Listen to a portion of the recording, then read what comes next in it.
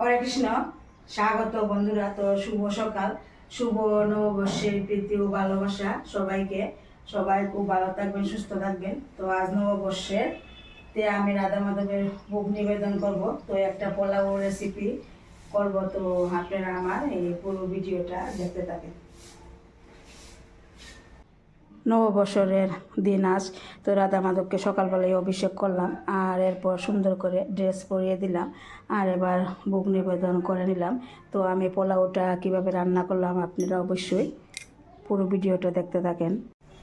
তো এবার পোলাও রান্নাটা বসিয়ে দিলাম। পুরনে শুকনো লঙ্কা, তেজপাতা, গোটা গরম মশলা, লং, এলাচ, দারচিনি সব কিছু দিয়ে দিলাম। দিয়ে দেওয়ার পর একটু হালকা ভেজে নিতে হবে। আর এদিকে আমি গোবিন্দভোগ চাল নিলাম। চালটা আমি প্রায় 30 মিনিট আগে ভিজিয়ে রেখেছিলাম। তো এবার এই চালটা দিয়ে দিলাম।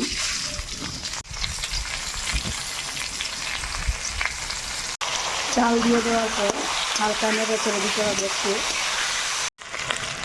তো এবার এখানে পরিমাণ মতো লবণ, হলুদ দিয়ে দিলাম। দিয়ে আবার একটু হালকা নেড়ে চেড়ে দিতে হবে। আর এখানে প্রায় 1 মিনিটের মতো এই গোবিন্দভোগ চাল ভেজে নিতে হবে। তো এখানে 1 মিনিট চাল ভেজে নিলাম, আর খুব সুন্দর একটা সেন্ট বের হলো। এবার জল দিয়ে দিতে হবে।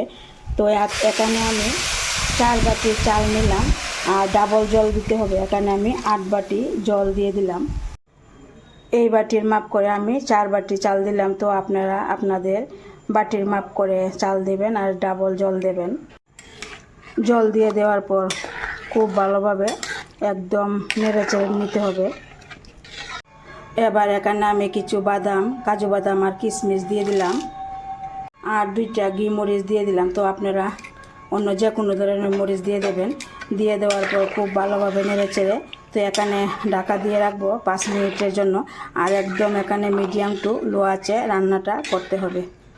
তো ঢাকা দেওয়ার আগে পরিমাণ মতো চিনি দিয়ে দিতে হবে।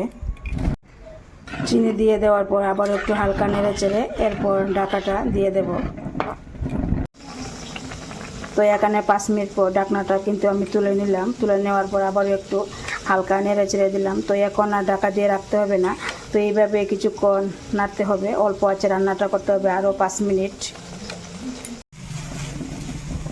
তো এখানে আরও 5 মিনিট রান্না করে নিলাম। এবার একটু গরম মশলা দিয়ে দেব, আর একটু ঘি দিয়ে দেব। পুরনে আমি ঘি দিয়ে দিয়েছিলাম, তো আর একটু ঘি দিয়ে দিলাম। দিয়ে দেওয়ার পর আবারও কিছুক্ষণ নেড়ে চেড়ে তো চুলাটা এবার অফ করে দেব।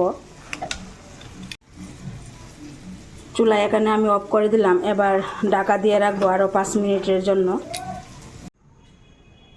তো 5 মিনিট পর ঢাকনাটা তুলে দিলাম। দেখুন পোলাও কিন্তু এখানে একদম রেডি হয়ে গেল।